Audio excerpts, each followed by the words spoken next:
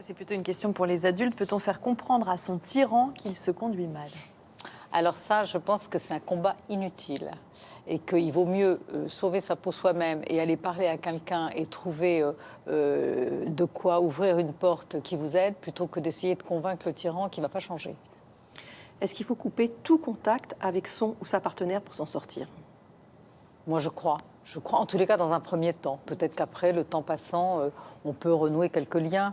Mais il y a les personnes toxiques, elles ont un formidable talent, c'est de jouer le chaud et le froid, d'être dans des périodes de séduction où vous êtes la plus intéressante, la plus belle, etc., pour après mieux réactiver le phénomène violent, le comportement violent. Donc, dans un premier temps, il faut absolument couper les ponts.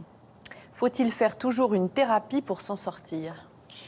Une thérapie, peut-être en tous les cas, je trouve que les associations sont très efficaces et je crois qu'en tous les cas, il faut trouver un espace de parole. Alors, chacun trouve le sien, un thérapeute, un groupe de parole, une association.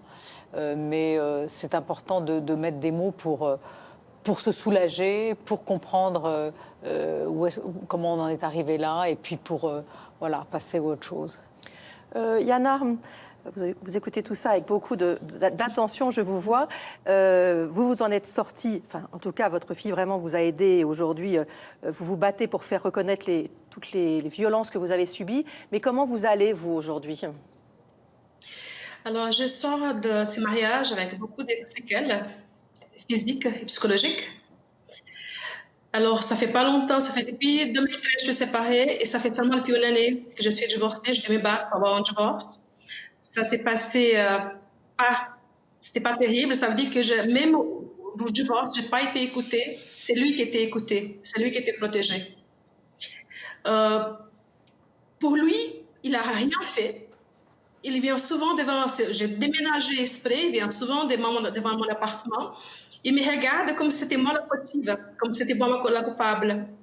J'ai dû couper vraiment tous les ponts parce que il se servait tout ce qu'il pouvait pour me rapprocher, pour me dire tout est de ma faute. Et après, il servait même de ma fille en disant voilà, c'est ta faute si le mariage ne va pas avec ta maman.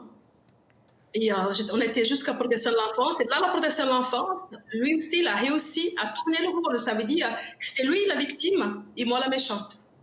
Merci Yana, oui. Effectivement, en plus, souvent, ils apparaissent comme des gens tout à fait bien sous tout rapport, j'allais dire. Oui, ça, vraiment, ils ont plusieurs facettes, des vrais caméléons.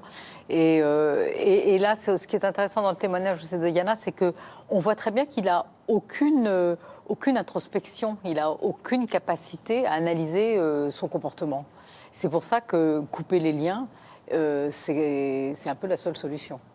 Comment aider une amie à quitter son copain? Elle est éteinte depuis qu'elle sort avec lui, mais elle refuse de m'écouter. Ouais. Alors, pas lui.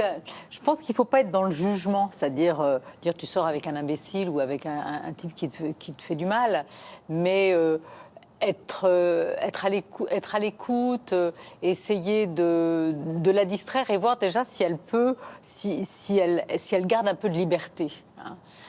C'est déjà ça, c'est déjà un signe, ça. Ou alors si elle s'isole de plus en plus. C'est difficile de reconnaître en même temps, parce que ça prouve à la fois qu'on s'est trompé, mais surtout qu'on est très faible, finalement. C'est difficile. Et puis surtout parce que je crois qu'il y a toujours cet espoir que ça va changer, qu'on est tombé sur la bonne personne et qu'on va avoir un amour formidable en retour. Donc il y a une espérance comme ça qui tient en haleine et qui fait que souvent il faut du temps.